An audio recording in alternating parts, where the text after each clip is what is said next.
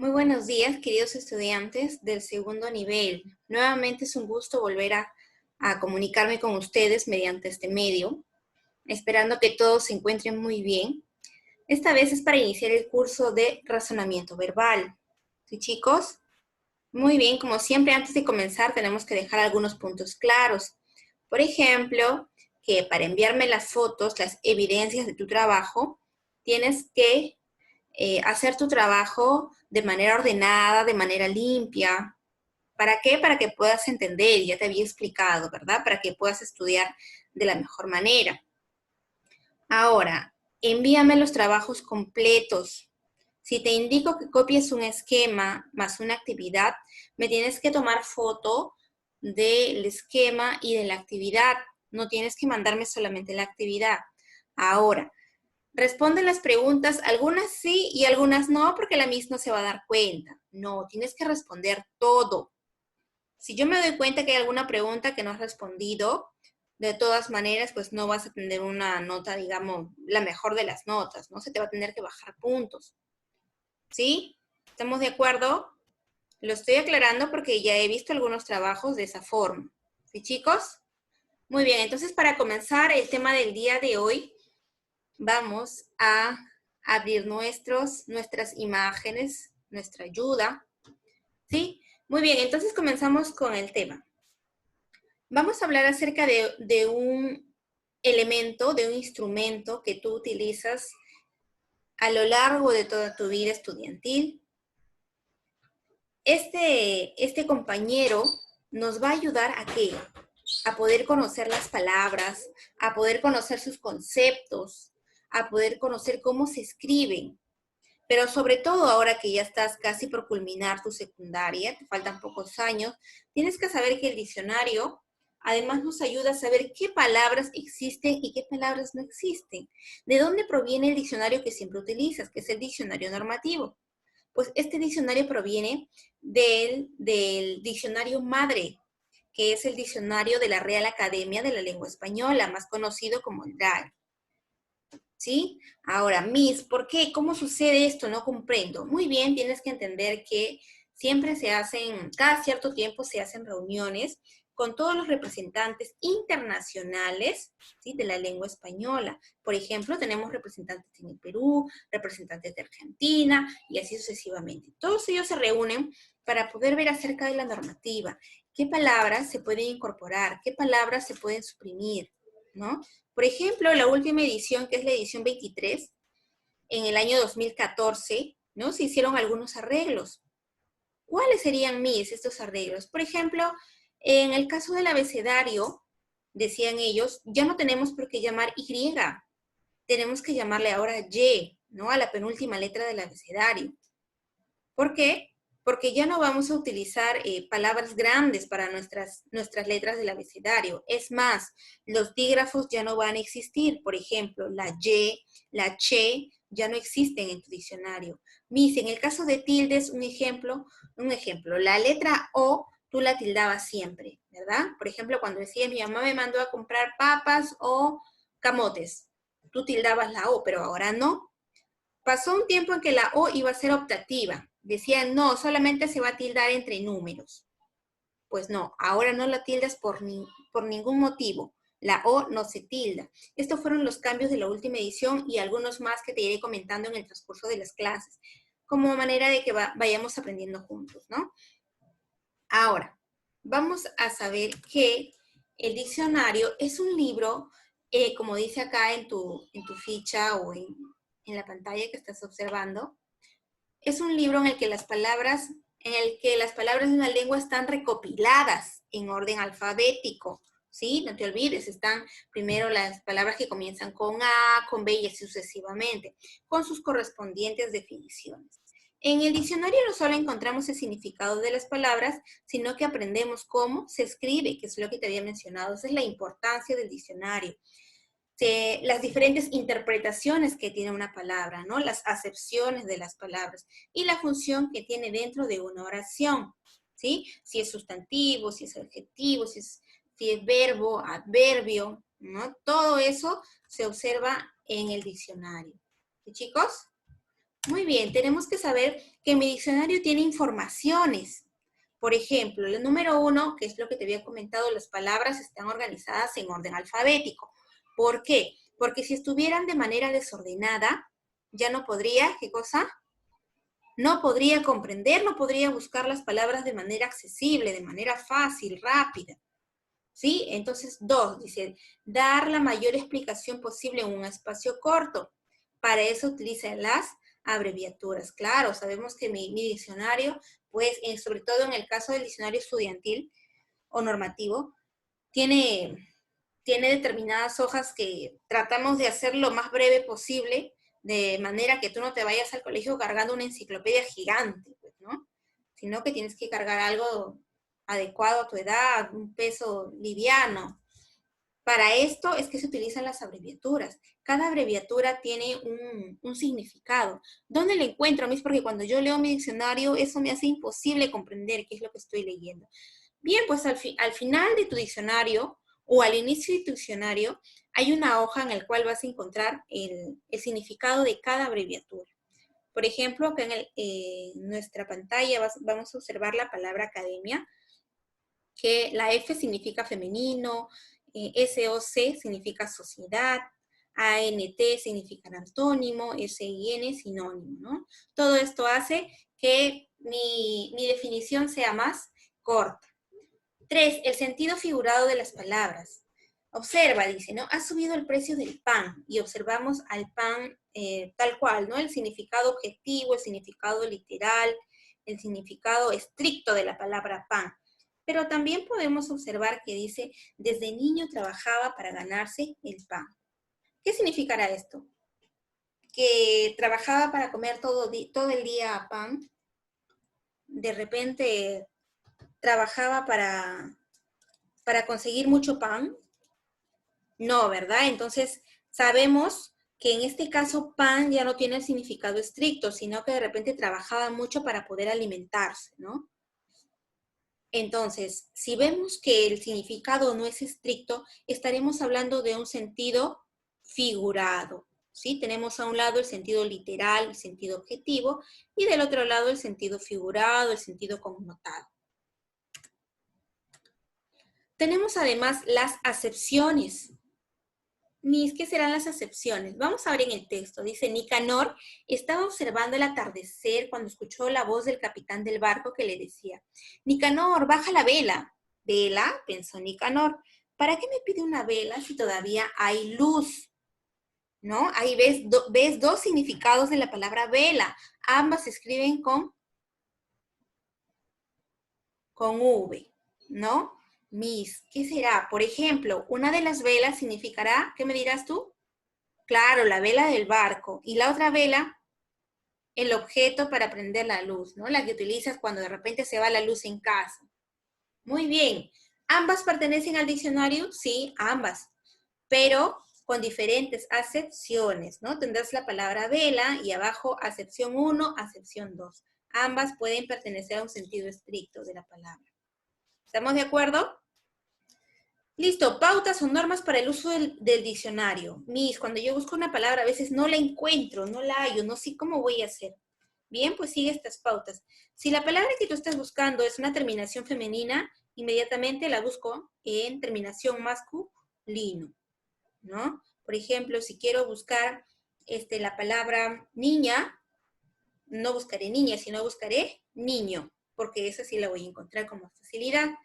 Si mi palabra está en terminación plural, yo la cambiaré a singular. Si el verbo está conjugado, yo lo buscaré en infinitivo. Por ejemplo, si tengo el verbo cocinado, no buscaré cocinado, sino buscaré cocinar en infinitivo. Recuerda que los infinitivos son las palabras que terminan, o los verbos que terminan en ar, er, ir. Si mi palabra es derivada, buscaré la primitiva.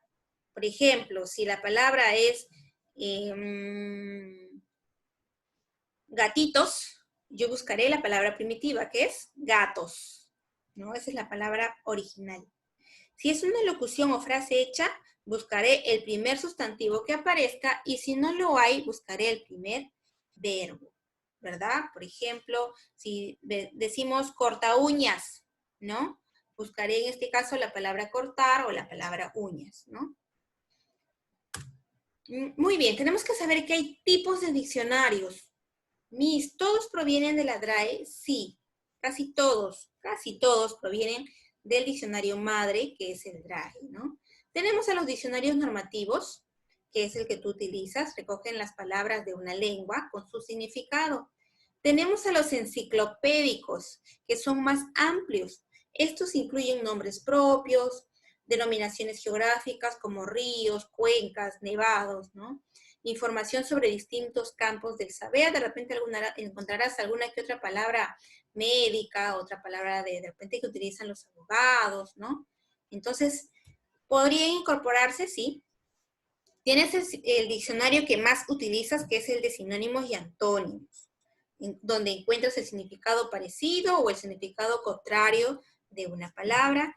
El bilingüe, el que utilizas en la clase de inglés, se traducen las palabras de una lengua a otra, ¿verdad? Yo no sé lo que significa play, inmediatamente busco en mi diccionario bilingüe. Tenemos el diccionario técnico. Este tipo de diccionario son específicos para personas de algún campo de saber concreto. Por ejemplo, para los médicos, ¿no? Cuando dicen, la niña necesita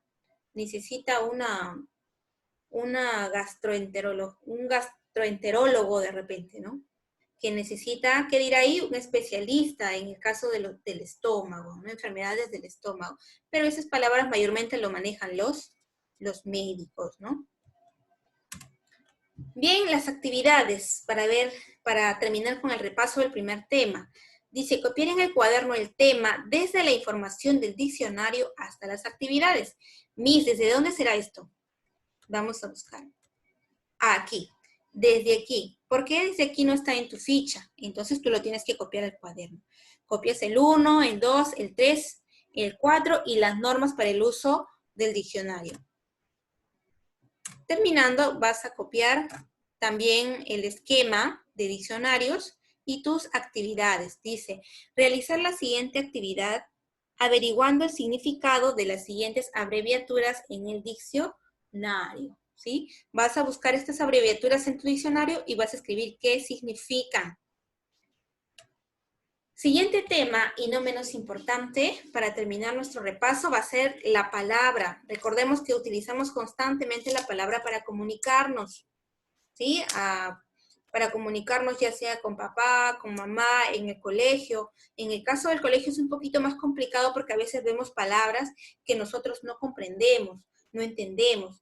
Entonces, para poder comprender una palabra también tengo que saber su origen, tengo que saber su estructura. Por ejemplo, tengo aquí, ¿qué significa la palabra? Dice, es la mínima unidad con significado que el hablante reconoce como tal y pronuncia de manera independiente. Claro, porque inmediatamente si yo quiero saber lo mínimo con significado, puedo mencionarte la palabra lápiz. Y la palabra lápiz, cuando tú lo mencionas, le mandas la información a tu cerebro y tu cerebro va a decodificar y va a decir, ya, lápiz es la palabra o es el objeto con el cual yo puedo escribir en el cuaderno, ¿verdad?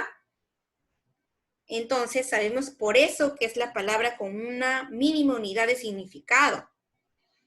Cualquier hablante lo reconoce como tal, ¿no? Entonces, para esto tenemos que analizar su estructura. Una palabra tiene una estructura morfológica, quiere decir en cuanto a su escritura. Una palabra, cuando yo lo analizo, lo vamos a dividir en monemas, ¿sí? No lo entiendo muy bien todavía. Por ejemplo, tengo aquí la palabra pescadores. Yo lo voy a dividir en monemas. Quiere decir, en el caso de monemas, voy a dividir en lexemas y en morfemas. Una palabra siempre tiene un solo lexema, ¿sí? ¿Por qué? Porque el lexema es la parte de la palabra que no varía. Esto lo estamos recordando porque ya lo has tocado en temas anteriores, solo que vamos a mencionar algunas palabras que no conocías, ¿sí? Entonces, continuamos. Te decía que el lexema es la parte de la palabra que no varía, que no va a cambiar por nada. Por ejemplo, si yo tengo la palabra rosa, yo te digo rosita, te digo rosal, digo rosota de repente, ¿no? Una rosa grande. Entonces nos vamos a dar cuenta que todas las palabras tienen algo en común, ¿sí? Que se refiere a rosa, pero van variando. Cuando te digo rosita, ya varió. Rosota ya varió. Rosal también ha variado. Pero hay una partecita que no varía. ¿Cuál sería? Si tú lo escribes te vas a dar cuenta que la palabra ros no varía en ninguna de las palabras. Entonces, ese ros, ¿qué sería? Sería mi lexema, porque es el que no varía y además tiene el significado principal. Mientras que los demás que varían se le va a llamar morfemas. Por ejemplo, tienes aquí pescadores. Voy a buscar mi raíz, la que no varía. ¿Cómo busco? Pescadores viene de peces. Entonces yo diré peces, pecera, pececito. Ahí sabré que la palabra que no varía es pez, hasta la C, nada más. Ese es el monema, el primer monema, ¿no? Pero en este caso es el lexema. El segundo monema sería ador, ¿sí? Y el siguiente monema sería es. Mis, ¿por qué lo ha separado de esa manera ador y es? He separado la palabra es porque es el monema que me indica el género y el número. Esto lo vamos a ver un poquito más adelante, pero vamos comprendiendo un poco aquí. Entonces, como te decía, la palabra es me indica género y número. Entonces yo lo separo de ador. Por lo tanto, tendría aquí 3 monemas, ¿no? Un lexema y 2 morfemas. Lo entendemos mejor aquí. Tenemos la división de morfemas. Sabemos que esto viene de monemas, ¿verdad? Pero tenemos la división de morfemas. Te había dicho que el lexema es la parte de la palabra que no varía, como tienes aquí, en este caso, gat, que viene de la palabra gato, ¿no? Entonces, tienes gat y vamos a ver aquí. Morfema derivativo, que es el que te había hablado ahorita, prefijos y sufijos, es el morfema que acompaña al lexema, pero vamos a dividirlos aquí en prefijos, los que van antes del lexema, y los sufijos son los que van después del lexema, ¿sí? Como dice aquí, tienes aquí gatera. Vamos a seguir con la misma palabra para que lo comprendas. Gatera tendría aquí gat, que es el lexema, ya lo habíamos dicho, y era, que va después del lexema. Y cuando va después del lexema, se le va a llamar sufijo, o como dice aquí, terminando el lexema, ¿no? Detrás del lexema, terminando el lexema, sufijo. Y si va antes del lexema, delante del lexema, se le va a llamar, ¿cómo se le llama? Prefijo. Entonces ya sabes, antes del lexema, prefijo, y después del lexema, sufijo. Entonces este era sería sufijo, ¿verdad? También sabemos que hay morfemas flexivos, quiere decir que te indican el género y el número, incluso algunos hasta persona, ¿no? De la palabra. Seguimos con el mismo ejemplo, en gat.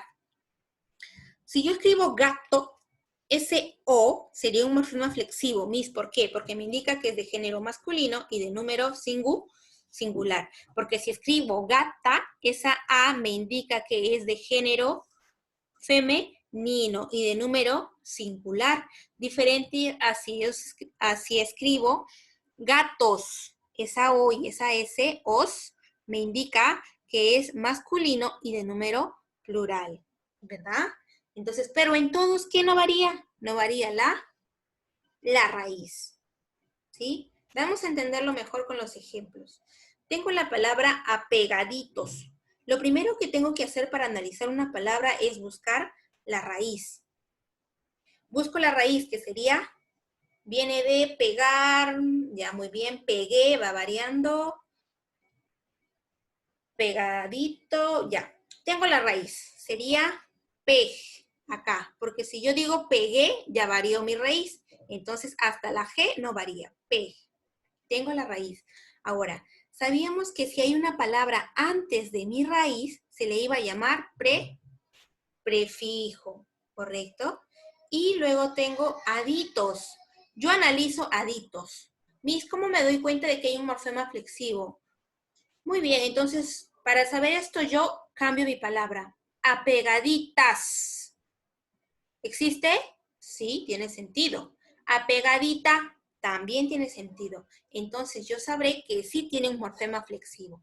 Separo mi morfema flexivo y lo que me sobra, como está delante de mi lexema, se le llamaría sufijo. Muy bien, ese es el orden. Primero prefijo, lexema y sufijo. Y por último, si es que hubiera morfema flexivo, mis. ¿Podría haber una palabra que no tenga prefijo? Sí, puede haber.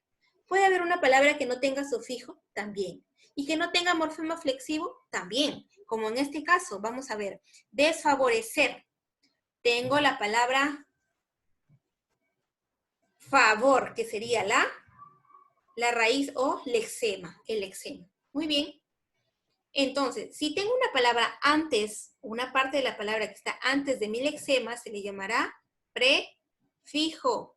Muy bien. Y si tengo una que está después, se le llamará sufijo. Ahora, Miss, voy a buscar si mi palabra antes de poner el sufijo, voy a buscar si es que tiene morfema flexivo.